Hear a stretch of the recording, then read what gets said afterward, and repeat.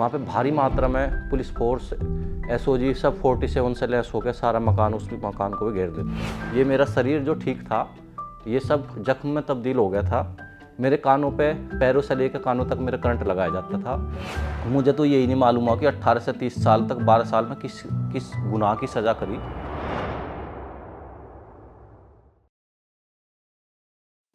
मेरा नाम एडवोकेट अमित चौधरी है। मैं बागपत के गांव कीठल का रहने वाला हूँ। और 12 अक्टूबर 2011 का दिन वो मेरी लाइफ का ऐसा दिन था जिसने मेरे जीवन को अंधकार की ओर धकेल दिया था। उस दिन मैं अपनी बहन की ससुराल में गया हुआ था। वहाँ पे उस गांव में उन दिनों 1 लाख का नामी चर्चित अपराधी सुमित कैल सुर्खियों में था और उसने अपने गैंग के साथ मिलकर 2 पुलिस वालों पर हमला बोल दिया था, जिसमें एक हमारे सिपाही शहीद हो गए थे और एक की काफ़ी उपचार के बाद जान बची थी। तो ये घटना इतनी हाईलाइट थी, इसका सीधा शासन स्तर से इस पर पैनी नज़र रखी जा रही थी और इसमें आनन फानन में पुलिस ने ताबड़तोड़ दबिशें दी। काफ़ी लोग उठाए गए और 17 लोगों को इसमें मुलजिम जो बनाया गया। तो मेरा दोस्त सिर्फ इतना था कि मैं उस गांव में उस दिन गया हुआ था अपनी बहन के यहाँ। वो गांव छोटा सा गांव था। उस गांव में कोई परिवार ही ऐसा बचा होगा जिस पे मुकदमा नहीं हुआ और उसमें से निर्दोष होते हुए मेरे ऊपर भी मुकदमा लगाया गया। अभी माननीय न्यायालय का सितंबर 2023 में फैसला आया मुजफ्फरनगर न्यायालय से और मुझे इस केस में बाइज्जत बरी किया गया है। 12 अक्टूबर का जो दिन था वो कोई ऐसा दिन था कि मैंने सोचा नहीं था कि आज मेरी लाइफ दूसरी ओर चली जाएगी। नॉर्मली अपनी दिनचर्या में व्यस्त था, उठा था, अपने बड़ौद के दिगंबर जैन कॉलेज में गया था, अपनी फ़ीस भी जमा की थी और इम्प्रूवमेंट का फार्म मैंने जमा किया था 12 अक्टूबर 2011 को। काफ़ी दिन से मेरी बहन का फ़ोन आया, जैसा नॉर्मल बोल देते हैं कि आया नहीं, काफ़ी दिन हो गए। मैं ये बोलता रहा कि अभी समय नहीं है, ये तो बाद में आऊँगा, एग्ज़ाम से पहले आऊँगा। तो उस दिन मैं घर भी बता के आया कि आज मैं बहन के जाऊँगा अपने पिताजी से।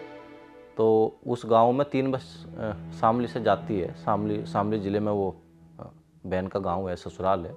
तो मैं बड़ौद से ट्रेन से मैं सवार होकर शामली पहुंच जाता हूं और वो उस गांव में लास्ट बस थी जो वहां से निकल भी चुकी थी बस स्टैंड से। वो बस मैंने दौड़ कर पकड़ी। मैं उस बस को दौड़ कर पकड़ी और उस बस में मैं सवार होकर अपनी बहन के गाँव पहुँच गया।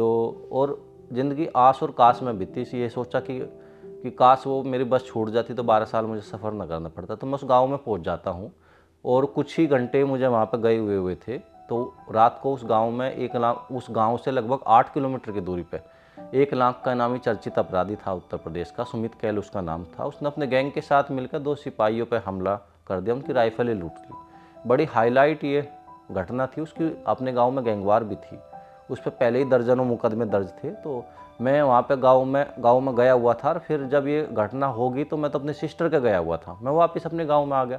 तो पुलिस ने इसमें जांच करी। इसमें एक लोकेशन के आधार पर मैं बागपत ज़िले का व्यक्ति था, मेरा गांव बागपत में कीठल गांव है। तो उन्होंने सोचा बाहर का व्यक्ति भी आया हुआ था। तो एक तो मेरा गाँव चर्चित, ऊपर से मैं उस गाँव में गया हुआ था। 8 किलोमीटर की दूरी पर ये उस गाँव में घटना हुई और जिनके मेरी बहन थी वे लोग भी सब उठा लिए। मुझे नहीं पता कि वे किस रूप से उसकी मदद करते थे या नहीं करते, वे भगवान जानते हैं या वे लोग जानते हैं। लेकिन मेरा दोस्त तो इतना रहा कि मैं अपनी बहन के उस दिन जाना, मेरे चेहरे की हंसी और मासूमियत सब कुछ उस दिन छिन गया था। कि वो रात, वो 12 अक्टूबर का दिन मेरी ज़िंदगी का सबसे दर्दनाक दिन रहा। कहाँ तो मैं 15 दिन बाद सेना में जाने वाला था। एनसीसी में सी प्रमाण पत्र मेरे पास था, रिटर्न भी मेरा माफ था, स्टाफ में मेरा सिलेक्शन होना तय था 15 दिन बाद सहारनपुर में। सपने भी टूटे, शरीर भी टूटा। एक सेना में जाने वाला व्यक्ति उस काल कोठरी में जेल में गया। और जब मुझे 24 अक्टूबर को 12 दिन बाद उठाया गया इस केस में, मेरी सिस्टर का फ़ोन आता है। उन्होंने कहा कि अमित तुझे पुलिस ढूंढ रही है। मैंने कहा पुलिस क्यों ढूंढ रही है मुझे?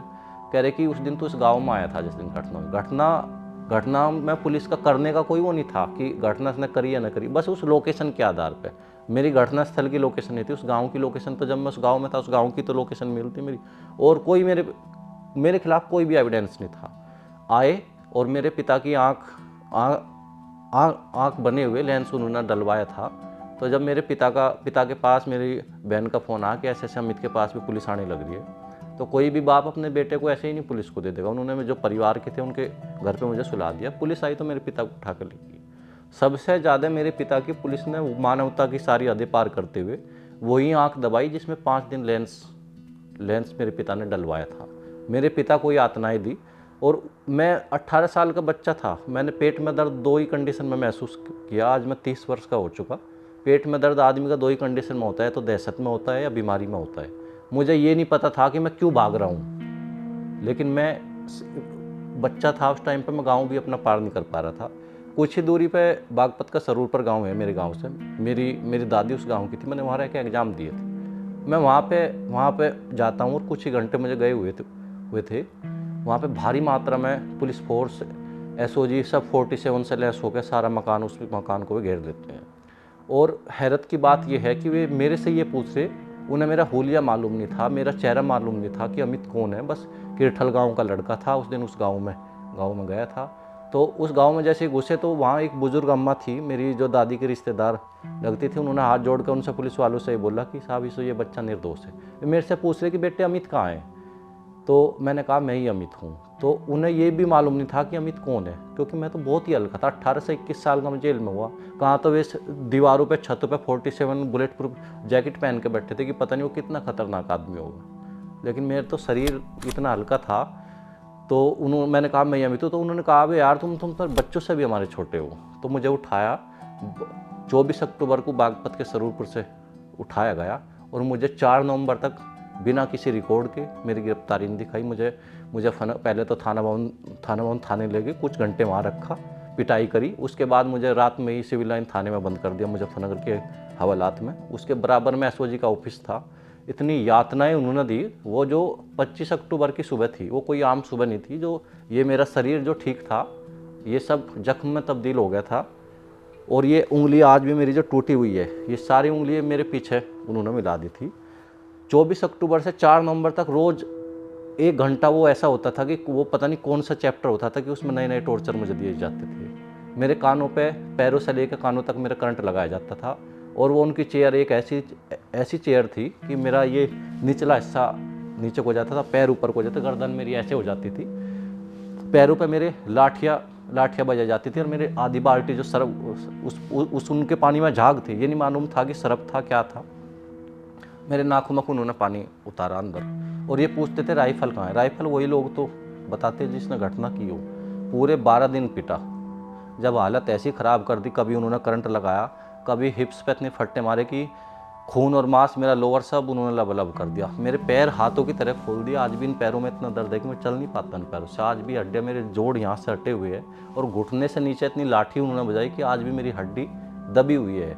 और ये जो मेरा बाईं तरफ का हिस्सा है, आज भी इस फेस पे जब से करंट लगा आज भी मेरे बाएं उस पर सूजन आती है। तो सपने भी टूटे, शरीर भी टूटे। और हैरत की बात यह भी कि जो डॉक्टर साहब है, जब न्यायालय में पेश होने से पहले मेडिकल रिपोर्ट होती है, सुप्रीम कोर्ट की भी गाइडलाइन है कि आप 24 घंटे के अंदर अंदर, इसमें तूफान सिंह के केस में भी गाइडलाइन देनी पड़ी सुप्रीम कोर्ट को 2021 में।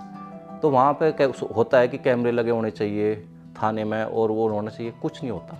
थाने में तो कैमरे मिल जाएगा, उस हवालात में कौन आदमी किस प्रताड़ना का शिकार हो रहा कोई नहीं जानता। तो जब इसमें 2011 में जेल भेजने से पहले मेडिकल परीक्षण के लिए मुझे वहाँ के सामुदायिक स्वास्थ्य केंद्र में ले जाया जा रहा था। वे डॉक्टर साहब जिन्हें हम भगवान का रूप मानते हैं कि डॉक्टर भगवान होते हैं, उनके सामने खून से लथपथ शरीर जमीन में पड़ा हुआ इस केस का आईओ और एक सूर्यपाल नाम का सिपाही, उन्होंने इतना मारा कि सबसे ज़्यादा ज्यादती करी उन लोगों ने मेरे साथ। कुर्सी तक टूट गई थी, प्लास्टिक की कुर्सी रखी थी, जैसे जैसे डंडे मार रहे थे तो प्लास्टिक की कुर्सी तक टूट गई थी। और डॉक्टर साहब लिख रहे खून से लथपथ शरीर को हेज फेटिस का कोई खरोच भी नहीं है। तो शाम को जैसे माननीय न्यायालय में उस टाइम पे पेश किया गया, जब माननीय न्यायाधीश महोदय बिजी थे अपने कार्य में, तो उन्होंने मेरी गर्दन दिखने दी। जब उस कटघरे में खड़ा हुआ मैं, मुझे सामने से ऐसे कवर कर दे कि मेरे जख्मों पे माननीय न्यायालय की कोई भी नज़र ना पड़े। 1.5 किलोमीटर दूरी है मुजफ्फरनगर न्यायालय से मुजफ्फरनगर जेल की। गाड़ी में नहीं ले गए थे हम, पैर सूजे हुए हो, जिसे करंट दिया गया हो, पीछे पे उसके खाल ना हो, पूरा दिन पिटाई गई हुई हो, उसका करंट लगा के हालत ख़राब, शर्ट फटी हुई थी, चप्पल तक खोस ली थी उन्होंने। उसके बाद खून रिश्ता हुआ बॉडी से, पैरों से चला नहीं जा रहा था। जेल के गेट तक लाठी लगी। और जब जेल के गेट को मेडिकल रिपोर्ट जेल के चीफ साहब ने देखी, उन्होंने कहा रुकिए, जेलर साहब आएंगे अभी। तो जेलर साहब आते हैं, उन्होंने कहा आप कहाँ जा रहे हो, आपको इतनी जल्दी क्या है, ये बच्चा तो मरने वाला। तो वे बड़े घबराए। एक रिपोर्ट मेरी वो थी जहाँ डॉक्टर साहब ने, बाहर के डॉक्टर ने लिखा था कि इसके कहीं खरोच नहीं है। और एक रिपोर्ट कुछ ही घंटे बाद जब उस जेल के डॉक्टर ने मेरा मेडिकल परीक्षण किया, उन्होंने कहा इसके शरीर पर जख्म ही जख्म है। तो दो रिपोर्ट हालात के विपरीत थी। और मुझे ये नहीं पता था कि मेरी पिटाई को ही मेरे साथ हुआ क्या, बस जो हुआ मैं जेल तक जा रहा था। कहाँ तो मैं एक इस देश का जवान बनने वाला था और काम में अपराधी बन के मुझे जेल में डाल दिया था। और वो उम्मीद थी, जेल जो जिला कारागार मुजफ्फरनगर लिखा था उसे देखते ही जब हाथ में हथकड़ी हो तो आंखों में आंसू आ रहे थे। कहते तो इस अपने बदन पे एक सेना के जवान की वर्दी का सपना संजोता था कि एक अपराधी बनाकर उस पुलिस ने मुझे जेल में डाल दिया था। और वहाँ भी कोई वे जेल एक ऐसी चीज़ है जहाँ आपको अच्छा ना सुनने को मिलता ना अच्छी बात करने को मिलता। वहाँ भी अपने दिमाग से ही मैंने टाइम काटा। कोई पागल कहता था तो पागल सुन लेता था। वहाँ पे जेल में तमाम गैंगस्टर ने मुझे न्योते दिए अपने गैंग में शामिल होने के लिए, लेकिन मैंने सुनी सबकी और करे अपने मन की। जब मेरे से पूछते थे बाहर जाके क्या करेगा, मैंने वही काम करूँगा जो मैं पढ़ाई का काम मेरा अधूरा था, पढ़ाई करूँगा। तो वे हंसते थे मेरे पे। जब मैं बाहर आया 2 साल 4 महीने 16 दिन बाद, जेल में जेलर साहब बहुत अच्छे थे, उन्होंने मेरी बहुत ही मदद करी। अलग बैरिक में रखा उन सब से जो इस केस में बंद रहे, उन सब से अलग बैरिक में मुझे रखा। मुझे तमाम सुविधाएं अखबार की, किताब की, पेन की उन्होंने मुझे व्यवस्था कराई जेलर साहब ने। आज भी जेलर साहब मेरे पास फ़ोन आता रहता है। और उन्होंने जब मैं जेल से रिहाई हुई, उन्होंने पूछा अमित तुम कितने दिन जेल रहे हो। मैंने कहा साहब 862 दिन रहा। कह रहे कि साल तो सब मुझे बताते हैं, दिन तो नहीं बताए। मैं कहा साहब एक एक दिन गिने मैंने यहाँ अपने। उन्होंने कहा बाहर जाके ऐसा काम करना जो मैं तेरी मिसाल दूँ। तो मेरे मन में अच्छा करने का था। 1% भी नहीं आ कि मैं, लोग मुझे ये कहते थे कि तू अपराधी बनेगा, गैंगस्टर बनेगा, वापसी नहीं कर पाने का। 396 का सेक्शन लगाया जिसमें फांसी की सज़ा का प्रावधान, पुलिस वाले के कत्ल का इल्ज़ाम है। मेरे माता पिता के पास कोई आदमी हालचाल भी पूछने जाता था, वे उन्हें दिलासा देने की बजाय ये कहते हैं कि आप क्यों रो रहे हो, आपको तो पूरी ज़िंदगी रोना, अमित तो बुजुर्ग होकर आएगा। तो वे बुजुर्ग माँ बाप भी टूट चुके थे और मैं 18 से 21 साल का जेल में हुआ। और समाज क्या होता है, समाज ने क्या मुझे एक रूप दिखाया। जब मैं बाहर आया तो मेरे गांव में मुझे देख के गेट बंद लोग करने लगे, कोई मुझे नमस्ते करने लगा। तो वो चीज़ मुझे नागवार गुजरी और मैंने अपना घर छोड़ दिया। जिस चीज़ ने मुझे टेंशन दी, मैं वो एरिया, वो स्थान, वो लोग ही छोड़ दिए जिसने मुझे। जब मैं गाँव में किसी शादी में जाता था तो वे मुझे ये नहीं पूछते थे तेरा स्वास्थ्य कैसा है, तेरी पढ़ाई कैसी चल रही है। वे मुझसे पूछते थे वो एहसास कराने के लिए कि वहाँ से कब आया। तो ये चीज़ें मुझे परेशान करती थी। तो मैं अनजान शहर में, गुड़गांव में यहाँ पे भटकता हुआ, क्योंकि मेरे मन में एक संकल्प था, जज्बा था, जेल में सोच लिया था कि ज़िंदगी ख़त्म नहीं हुई है, इसे जीनी है, ज़िंदगी शुरू ही अब होगी अब तेरे संघर्ष में। तो मैंने वहाँ अपनी पीड़ा के साथ साथ और लोगों की पीड़ा देखी जिनका कोई पैरोकार नहीं था, छोटे छोटे केस में वर्षों तक बंद रहते थे। कोई किसी का खाना लाता था भंडारे से, कोई किसी के मशक्ती बोलते हैं जेल की भाषा में, उनके जो सेवा पानी करता था बड़े बड़े गैंगस्टरों की, तो उनकी पीड़ा देखता था जिनका कोई नहीं था। तो ये सोचा था कि बाहर जाके अपने लिए तो लड़ना ही है, उन लोगों के लिए भी लड़ना। तो बाहर आके LLB करने का जो फैसला लिया था मैंने, BA फर्स्ट ईयर मेरी 2010 में हुई थी, 11 में मेरी सेकंड ईयर हुई थी, 12, 13, 14 का मेरा जेल में गैप रहा। और 3 साल की डिग्री हम 6 साल में कंप्लीट कर सकते हैं। बाहर आते ही 14 मार्च 2014 को मैंने अपने BA की कंप्लीट एडमिशन फिर उसी कॉलेज में लिया जहाँ मेरे सपने टूटे थे। और 2015 में मैंने अपनी ग्रेजुएशन कंप्लीट करी। और जब एडमिशन दिया मैंने 14 में, तो मुझे लोगों ने रहने नहीं दिया। मैंने पेपर में देने बड़ौत गया गुड़गांव से। यहाँ मैं जो है 14 मार्च 2014 से 22 नवंबर 2015 तक मैं गुड़गांव में रहा। एडवोकेट वंदना ओबराय जी यहाँ के बार के अध्यक्ष ने मुझे बहुत सपोर्ट करा। मात्र 3000 रुपये की मैंने यहाँ पर नौकरी। जब मेरा काम नहीं चल पाता था, एक वेस्ट यूपी के यहाँ संदीप जी रहते थे, उन्होंने मुझे अपने पास आसरा दिया। 1000 रुपये किराए के भी ले लेते थे। 5 किलोमीटर भीम चौक है गुड़गांव कोर्ट से, 5 किलोमीटर रोज़ पैदल जाना पैदल लाना। शाम को गुड़गांव गांव में एक बाज़ार भरता है, वहाँ पे कैलेंडर डायरिया बेचना। पहले दिन तो मुझे वहाँ पे खड़ा भी नहीं होने दिया था। सुरेंद्र शर्मा जी कोऑपरेटिव बैंक के चेयरमैन है, उन्होंने अपने घर के बाहर आसरा दिया, कैलेंडर बेचे वहाँ गुड़गांव की उस पर। लेकिन कभी भी ये नहीं आया कि गलत आदमी का साथ लूँ या मैं इस चीज़ को फेस नहीं कर पा रहा। वो तारीख का सफ़र तय करना यहाँ से और ये पैदल आना है। गुड़गांव कोर्ट से कुछ दूरी पे एक जूस वाला खड़ा होता है, उसे ये मालूम होता था कि इसके पास पैसे नहीं है, वो भी मुझे जूस फ्री में जो पिला देते थे कभी कभी। तो मैं तो ज़िंदगी आर्थिक, मानसिक और भुखमरी तक देखी अपनी ज़िंदगी में। बहुत पीड़ादायक मेरा समय रहा। तो मैं मेरठ मेरी वापसी हुई 22 नवंबर 2015 में। LLB के दौरान मेरे भाई ने मेरी फ़ीस की कुछ व्यवस्था करी, लेकिन ज़िंदगी के कुछ संघर्ष ऐसे होते हैं कि वो खुद ही करने होते हैं। माँ बाप के पास आशीर्वाद दे सकते थे और उनकी हाथ में कुछ नहीं था, बुज़ुर्ग हो रहे हैं। और मैं भी नहीं चाहता था कि मैं अपने बुज़ुर्ग पिता को परेशान करूं और मैं ज़बरदस्ती उन्हें ये कहूं कि आप मुझे पैसे दो कहीं से मिला। नहीं, वो मेरी नेचर नहीं थी, वो मेरे संस्कार नहीं थे। छोटा मोटा काम करा, ऐसा कोई दोस्त नहीं जो जिसका मैं कर्जदार ना हूँ। मेरे काफ़ी दोस्तों ने मुझे सपोर्ट किया। जब वो आर्थिक और मानसिक पीड़ा लेकर मेरठ से मुजफ्फरनगर की मैं दूरी तय करता था और वो 500 के नोट में मेरा जीवन बीता कि 500 का नोट लेना दोस्तों से, फिर उसे वापस लौटाना, अगली अगली तारीख आने से पहले फिर वो 500 का नोट मांगना। ऐसे ऐसे चला। 2019 तक मेरा केस पेंडिंग था और 2018 में मेरी 15 से 18 मेरी एलएलबी हो चुकी थी। मेरठ के चौधरी चरण सिंह विश्वविद्यालय से वहीं से मेरी एलएलएम की पढ़ाई हुई। और एक पात्र मैं आपको अपने क्लासरूम का बताता हूँ। तो मेरी जो प्रोफेसर साहब है जिनके निर्देशन में मैंने अपनी एलएलएम की पढ़ाई करी, जो मेरा रिसर्च का टॉपिक था, तो उन्होंने पूछा मैं तुम किस टॉपिक पर रिसर्च करोगे, तो मैंने जेल पर ही वो की शोध किया। जहाँ से मेरे सपने टूटे थे मैंने वहीं से अपने सपने उठाए। तो मैंने जेल पे ही अपनी रिसर्च करी। तो उन्होंने पूछा कि उन्हें ये मालूम नहीं था कि मैं जेल गया। उन्होंने पूछा समाज कैसा व्यवहार करता है कोई आदमी जेल से आता है। मैंने कहा मैडम मैं आपके सारे सवालों का जवाब आपके सामने हूँ। तो उस टॉपिक पे मैं आधा घंटा बोला था। मेरे से बेहतर कोई नहीं बता सकता था कि उस चीज़ पे कि समाज कैसे, परिस्थिति आपकी बदलती है तो लोगों की राय भी आपके प्रति बदलती है। 12 साल जो मैंने वो दाग अपने माथे पर रखा वो मैंने कलम से मिटाया। उस परिस्थिति में इतनी यातनाएं झेलने के बाद इतना दर्दनाक मेरी ज़िंदगी बीती कि मैं बस मेरा दम नहीं निकला उस परिस्थिति में। और परिवार का प्यार क्या होता है 18 साल में, वो मुझे महसूस नहीं हुआ। जब होली दिवाली के दिए मैं अनजान शहर में जो मेरठ में जलते देखता था तो मेरी आंखों में आंसू आते थे। लेकिन अपने आप को जब अनाथ महसूस करता था सब कुछ होते हुए, कि मैंने अपने ऊपर एक लाइन लिखी थी कि मैं अनाथ हूँ, मैं गुजरा हुआ हालात हूँ और महकूंगा एक दिन मैं भी अपनी खुशबू से, क्योंकि मैं खिलता हुआ गुलाब हूँ और मुझे महकने का मौका माननीय न्यायालय ने दिया। जब 2018 में मेरी एलएलबी कंप्लीट हुई, 19 में मैंने अपना bar council of Uttar Pradesh में अपना रजिस्ट्रेशन कराया एडवोकेट के रूप में मुजफ्फरनगर न्यायालय में। अपने केस में एडवोकेट के रूप में प्रतिनिधित्व करने लगा। हाई कोर्ट से डायरेक्शन लाया कि इस केस में जल्द से जल्द हुआ है निर्णय। तो जब इस केस के जो आईओ साहब थे, जिसने मुझे सबसे ज़्यादा इस केस में मेरी बॉडी को दर्द दिया, ऐसा कोई हिस्सा नहीं बचा जहाँ उन्होंने मुझे दर्द ना दिया हो। मेरे कान भी ऐसे बड़ी ज़बरदस्ती से करते, निर्ममता की सारी हदें पार करी। वे आते हैं मुझे बोलते हैं अदालत में कि वकील साहब आप किसकी तरफ से हो। मैंने कहा आप जो है मुझे नहीं जानते। कह रहे नहीं। मैं कहा आप मुझे नहीं जानते। कह रहे नहीं। मगर मैंने कहा मैं वही अमित चौधरी हूँ जो खून से लथपथ होकर आपको ये बोल रहा था फर्श पर पड़ा हो कि साहब आप मुझे गोली मार दो, जब मैं आपकी जीभें बर्दाश्त नहीं कर पा रहा था। तो वे लोग बड़े जो नीचे को देखने लगे, घबराने लगे और न्यायालय में झूठ का भी सहारा लिया कि अमित की क्रिमिनल हिस्ट्री है। हिंदुस्तान के किसी भी थाने में मेरे खिलाफ न इस घटना से पहले न इस घटना से बाद में एक शांति भंग का भी मुकदमा दर्ज नहीं है। और मेरे खिलाफ नहीं, मेरे परिवार की 3 पीढ़ी तक भी कोई मुकदमा दर्ज नहीं है। मेरी परिवार की नींव पहले से शिक्षा रही है। बेशक हम गरीब रहे हो, लेकिन शिक्षा हमारे परिवार की नींव रही। पता नहीं उसने क्या वाहवाही लूटने के चक्कर में क्या भूत सवार था।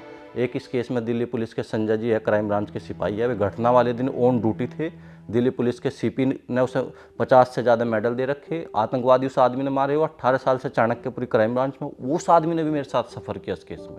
तो उसे तो यही नहीं पता था तो किसका नाम लिख रहा किसका नहीं लिख रहा। ना ये मालूम था जिस संजय जी का नाम लिख रहा कि वो भी इस केस में पुलिस में है। 2 लोगों को ऐसा सफ़र कराया उसने। बाकी जो उस गाँव के थे जो और लोग थे वे फर्स्ट तो वे भी जो है गलत रहे थे, लेकिन उनके लिए तारीख एक पिकनिक होती थी। वे नहीं चाहते थे कि इसमें निर्णय। सब अधेड़ उम्र के थे। मेरे कितने तो उनके बच्चे थे। सबसे कम उम्र का मैं था, सबसे शिक्षित मैं था। मेरे पे भी कमेंट मारते थे कि ये लड़का वकील बन रहा है। तो मैं उन्हें क्या पता कि मैं वकील अपने लिए बना। मैं अपने लिए लड़ने के लिए बना, औरों के लिए बना, औरों की पीड़ा को महसूस करने के लिए। मैंने आईओ से एक ही बात पूछी थी कि 12/10/2011 की घटना है और 12/11 को आपने घटना का एकमात्र जो चश्मदीद कांस्टेबल था, आपने 1 महीने बाद उसका बयान लिया और मुझे जेल आपने 4/11 में भेज दिया। आपने किस आधार पर मुझे जेल भेज दिया? आपको कैसे पता लगा मैं उस घटना में था? अज्ञात के मुकदमे में बिना जांच करे सब कुछ करते हुए कोई लिंक साबित नहीं हो पाया। बस ऐसे ठूसते, वहाँ न्यायालय में कुछ भी साबित नहीं कर पाया। और हैरत की बात यह है, झूठ पर दीवार जो उन्होंने खड़ी करी थी आईओ साहब ने, हाई कोर्ट में भी उनकी अपील करने की हिम्मत नहीं हुई, क्योंकि वो झूठ पर उन्होंने दीवार बनाई। 12 साल तक वे मेरी ज़िंदगी के साथ खेले। मैं आज बरी हो चुका, न्यायालय ने मुझे बरी किया, मेरे माथे से वो दाग मिटाया। हर कोई अमित नहीं बन पाता। मेरे सामने भी तमाम ऑप्शन आए थे कि गैंगस्टरों ने नौते दिए थे और परिवार क्या होता है वो मुझे महसूस नहीं हुआ। हाँ, मेरे इस बीच में कुछ रिश्ते बिगड़े तो कुछ मेरे जीवन में लोग आए भी जिन्होंने बहुत मेरा साथ दिया। मेरठ में कुछ परिवार ऐसे मिले जिन्होंने मुझे अपने परिवार का अपना सदस्य बनाया, बहुत प्यारा आशीर्वाद दिया मुझे। वो जो मेरे लिए अनमोल है, वो जिस मेरे दोस्तों ने मुझे 500 के नोट में, हर दोस्त का कर्जदार हूँ, कोई दोस्त ऐसा नहीं बचा जिससे 500 का नोट ना मांगा हो। सबका उनका बहुत बहुत मैं धन्यवाद करता हूँ। मेरे जीवन में बस ये एक ऐसी चीज़ हुई थी कि मैं इस बात में आपको ये बोलना चाहता हूँ कि मुझे तो यही नहीं मालूम हुआ कि 18 से 30 साल तक 12 साल में किस गुनाह की सज़ा करी, किस गुनाह की सज़ा मैंने झेली। और आईओ साहब ने अपने प्रमोशन के चक्कर में या जो भी वाहवाही के चक्कर में, भगवान जानते हैं उन्होंने ऐसा क्यों किया।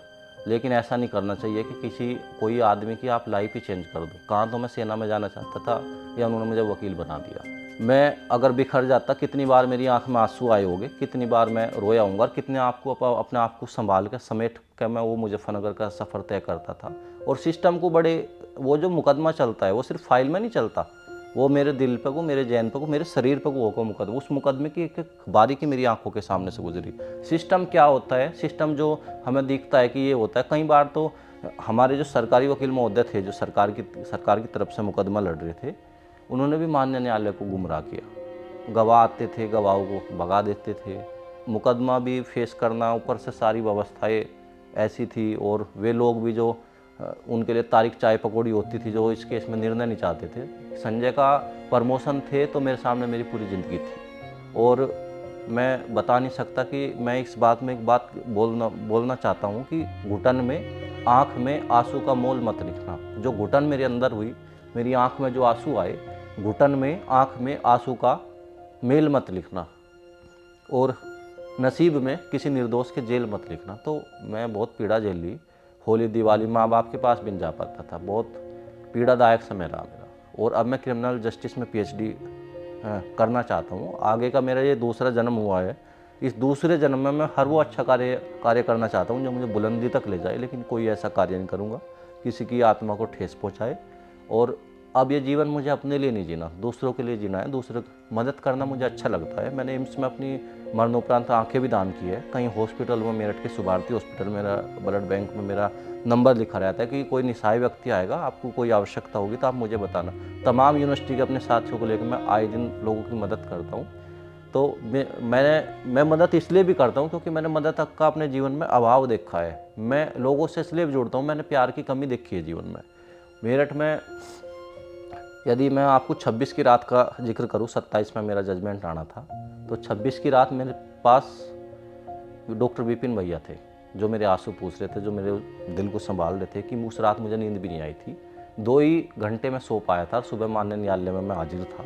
2 बजे माननीय न्यायालय का फैसला आया और सबसे पहले माननीय न्यायालय ने मेरे बारे में ही फैसला सुना और उसके बाद बोला कि अन्य की बात। हमारे जो पैरोकार साहब होते हैं, बहुत सज्जन व्यक्ति है, उन्हें जानकारी नहीं थी कि मैं इस केस में हूँ। वे सोचते थे कि अमित जो है किसी का वकील है। वे ये नहीं पता था कि ये लड़का अपने लिए लड़ रहा है। तो मेरे से पूछते हैं कि वकील साहब किस टाइम का प्रोग्राम है। मैंने कहा भैया आप प्रोग्राम तो ऐसे कह रहे हो जैसे यहाँ पे किसी की शादी हो।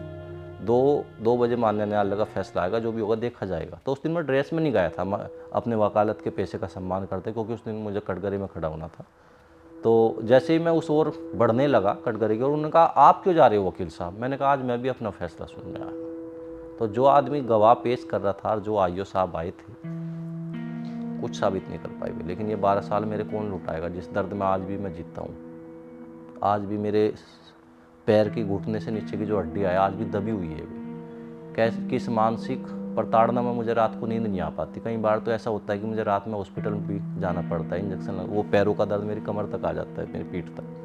तो बहुत जीवन मेरा कठिन परिस्थितियों में रहा। लेकिन इस बीच में ये नहीं सोचा कि कभी सुसाइड कर लूँ या मुझे मरना है, फेस नहीं कर रहा। ये ज़िंदगी जीने के लिए मिली, मरने के लिए नहीं मिली। अगर मैं जिया तो मैंने अपना दाग भी मिटा और मैं दाग के साथ मरना भी नहीं चाहता था। जब मेरे माँ बाप थे, उन्होंने मेरे से नौकरी नहीं मांगी।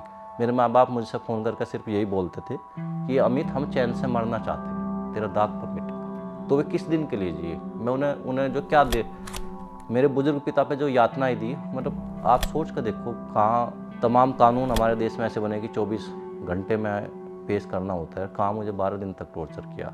और सिर्फ टॉर्चर नहीं किया, एक स्टोरी और बनाई उन्होंने। 24 अक्टूबर को उठाए हुए व्यक्ति को उन्होंने 4 नवंबर तक अपनी हिरासत में रखा। अरेस्टिंग दिखाई मेरी 3 तारीख में, और 3 तारीख में ये बोलते हैं कि गन्ने के खेत से फुसफुसाहट की आवाज़ आई और पुलिस टीम पर अमित ने फायरिंग झोंक दी और हम बाल बच गए। एक मुकदमा और लगा दिया मेरे पे, दफ़ा 25/307 का। भाई जब मैं घटना में आपने मेरे पर आरोप लगाया, मुझे हिरासत में लिया हुआ है 12 दिन से कि मैं पुलिस वालों की हत्या के मामले में, तो मेरा निशाना दोबारा जो कैसे चूक गया जो आप बाल बाल बच के 12 दिन उठाए हुए व्यक्ति पे फर्जी केस लगाते हैं। और वो स्टोरी जो वे लिखते हैं कि फुसफुसाहट की आवाज़, सारी स्टोरी में बस नाम चेंज होता है। ये आई होती है। पुलिस रिफॉर्म में भी बदलाव होना चाहिए। पुलिस पे समाज का एक प्रेशर होता है कि पुलिस अपनी सामाजिक जो हमारी ड्यूटी होती है उनमें बिजी रहती है। इन्वेस्टिगेशन के लिए पुलिस अलग होनी चाहिए। पुलिस पे वर्कलोड होता है, तमाम गलती पुलिस करती है, लेकिन पुलिस का मानवीय चेहरा भी मैंने देखा है कोविड के दौरान। मैं तो यही बोलना चाहता हूँ, जो लोग मुझे सुन रहे हैं, जो मुझे देख रहे हैं, जब आप इंसान के ऊपर मुसीबत आती है तो मुसीबत इंसान को कमज़ोर नहीं बनाती, मुसीबत हमेशा मजबूत बनाती है। कुछ हाथ पकड़ने में और हाथ छोड़ने में अंतर होता है। आप कभी भी महसूस कर लेना, जब आप मुसीबत में रहोगे तो भगवान कोई ना कोई आदमी आपको जीवन में आपकी मदद करने ज़रूर भेजेगा। चाहे सुख मिलो चाहे दुख मिलो, अपना किरदार निभाओ शिद्दत से, ईमानदारी से, आपकी जीत होगी। और ज़िंदगी जीने के लिए मिली, मरने के लिए नहीं मिली। कभी निराशा नहीं होना चाहिए, इंसान को आशावादी रहना चाहिए, अपनी लड़ाई फेस करनी चाहिए। मुसीबत से कभी भागना नहीं चाहिए, उसे फेस करना चाहिए। वो आपके अंदर एक व्यक्तित्व का निर्माण करेगी। और आपको कहीं भी किसी भी पल मेरी कहीं भी कोई आवश्यकता होगी तो मैं समर्पित भाव से आपकी सेवा करूँ, मैं हमेशा हाजिर रहूँगी।